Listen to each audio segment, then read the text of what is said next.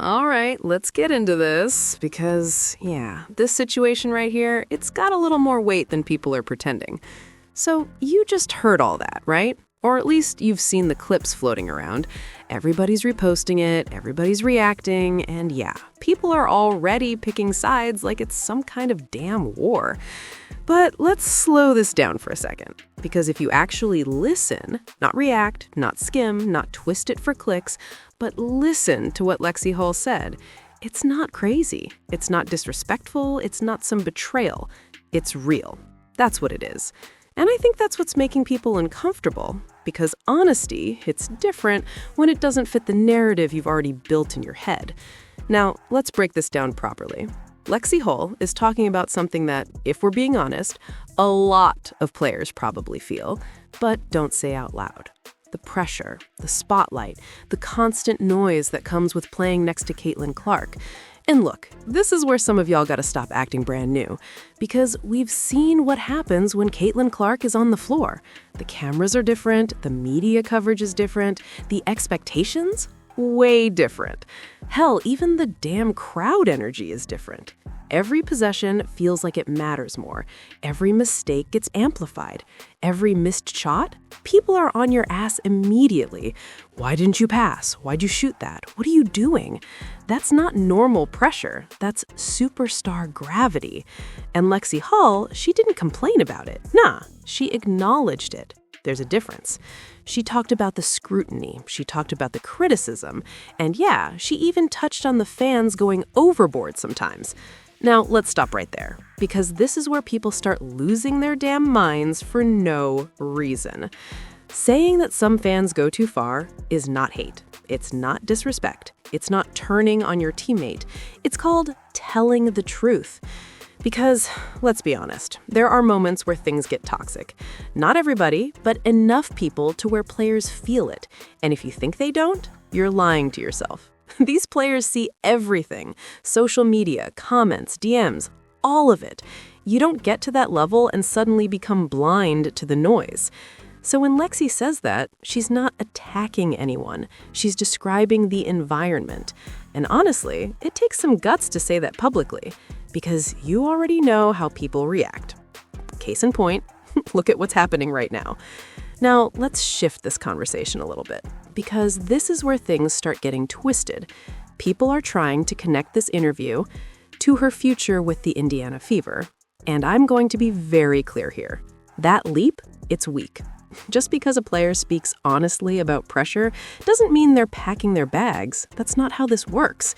Yeah, she's taking meetings. Yeah, she's exploring options. That's free agency. That's literally the job.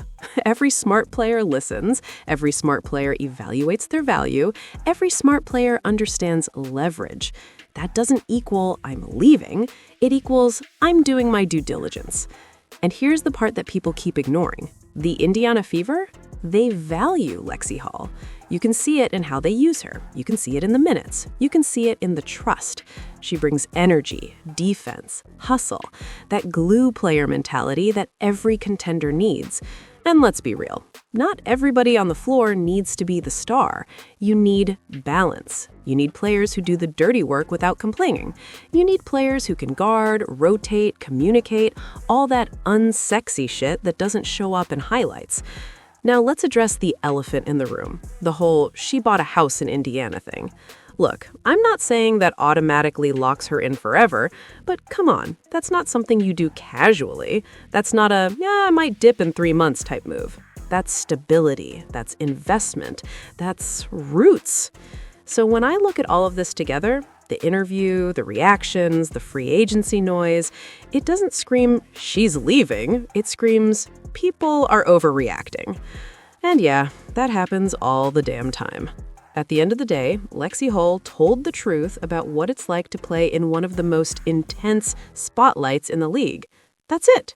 No hidden agenda, no drama, no secret message. Just honesty. And if that makes people uncomfortable, maybe that says more about them than it does about her. Now, let's actually look at the full clip. I love the game and I love when they show up, and it really, like, that's part of the reason why I love doing what I do, is to see fans in the stands, see little girls and being able to be a role model for them on and off the court. I think that's really what drives me and fuels me. I think the most rewarding is kind of alluding to what I just had mentioned about like seeing girls, seeing boys show up every day and being able to give them aspirations and give them like show them what they can do and show them the possibilities.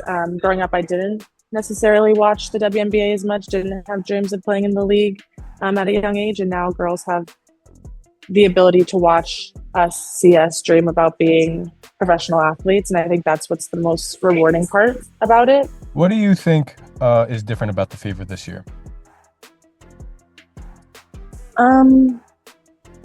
I think it's because we made it where we made it last year without some of our key pieces and with a lot of injuries and a lot of like just adversity. We had, I mean, so many people. Our bench was longer than every other bench. We had more people in the training room getting treatment than any other team, and we still almost made it to the finals. And I think like tasting that and being so close and feeling like we had so much more to give, I think that just changes our mindset a little bit. That it's like not necessarily overconfident, but confident in the fact that we really do have a chance and like we should be playing like every game matters and we're preparing for that last one. Now I understand there's a very important part of your routine that's related to that. That is your pregame nail routine, right? How did that come about? I mean, I just like to have my nails done before I play. It's like something about looking down and feeling put together. So if there's a chip, if the nail is broken, like I'll fix that the morning or the night before the game to make sure everything is ready to go for the game. And that's just like a personal preference. I think just the whole idea of look good, feel good, play good has always resonated with me. Showing up as my most confident, my most really just confident self has been important for, I feel like, just being able to perform at my highest level.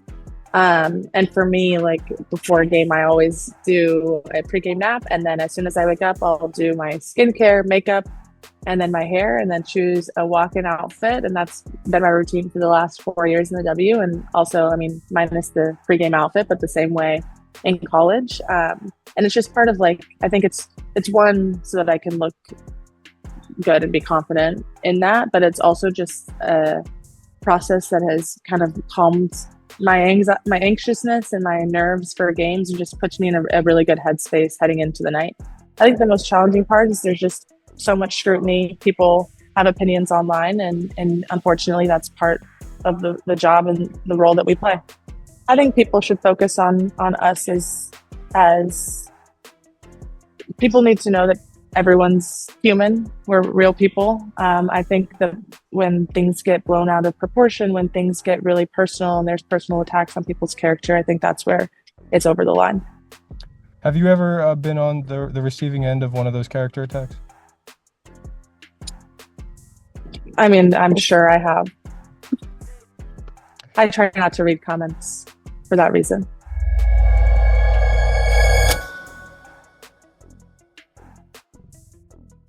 I think everyone does a really good job of not giving the rise in attention any attention. I think we're still showing up the same way that we do every day. But like knowing that there's more eyes on us, knowing that there's more seats in the stands, all of that is exciting. But I don't think it necessarily changes how we go about the game, go about our relationships, go about what we post on social media. I think it's just, it adds to the engagement. I think that's really the biggest difference. What do you think is the reputation of the Fever among fans, but also among opposing players?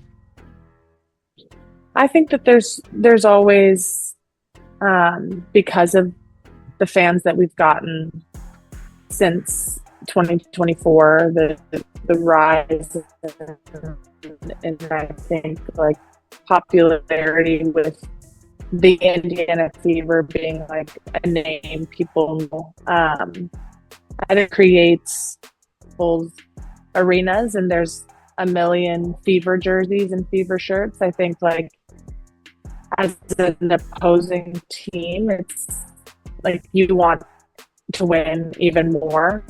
because it feels like there's just so many people rooting. It's exciting to have that type of follow across the country. And I think like for other teams, they have great fans and great people that show up for them, and they want to perform for those people just as much as we want to perform for ours.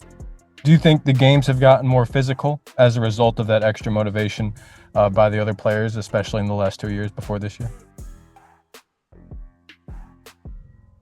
I think just the game itself is physical. I don't know if it's gotten any more physical. I think social media amplifies a lot of that. Social media amplifies a lot. What do you think there's any stereotypes about the Fever and the way other players approach playing the Fever based on social media? I think people want to win. I think people just want to win. And I think that's there's 156 now, 100 and however many competitors, people that want to win, people that are fighting for their team, fighting for their teammates, fighting for their fan bases. I think that's what it comes down to. As Lexie Hull wraps up her thoughts, one thing becomes crystal clear. This Indiana Fever team is built on resilience, belief, and purpose. From embracing the responsibility of inspiring young fans to finding confidence through personal routines, Hull highlights how much the game means beyond just wins and losses. Playing alongside stars like Caitlin Clark has only amplified that spotlight, but it's also strengthened the team's identity and drive. What truly stands out is the mindset shift.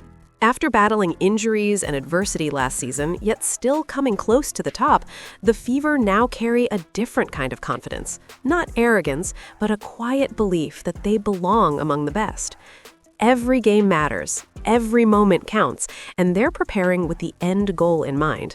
Hull's pregame rituals, from naps to nails, aren't just habits, they're part of her mental preparation, helping her stay grounded and game ready. It's that combination of discipline, self-expression, and focus that defines this team's approach. Heading into this season, the Fever aren't just hoping to compete, they're expecting to rise. And if their mindset matches their talent, this could be the year they truly break through. One thing I'm 100% sure about, this sounds like Lexie Hull is not leaving the Indiana Fever anytime soon. The way she talked about the team, the mindset, and the future, it just feels locked in. You don't speak like that if you're planning to go anywhere. She sounds fully committed, no doubt. Was just an awesome clip from Lexie Hull. It gave us a little insight, man, on everything that she's dealing with being on Caitlin Clark's team.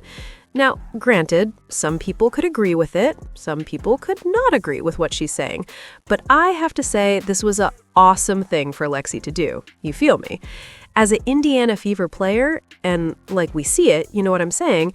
Like, it ain't hard for us to see what's going on. Everybody see what's going on. These players are deliberately attacking them. Now, some of these fans can be pretty rowdy, bro, online. So when Lexie Hull says she doesn't read her comments, I believe her, bro. She probably ain't reading the comments because everybody is not a Caitlin Clark fan. Hell, even me covering Caitlin Clark as an Indiana Fever, you know what I'm saying, fan, I get a lot of hate comments in my bio.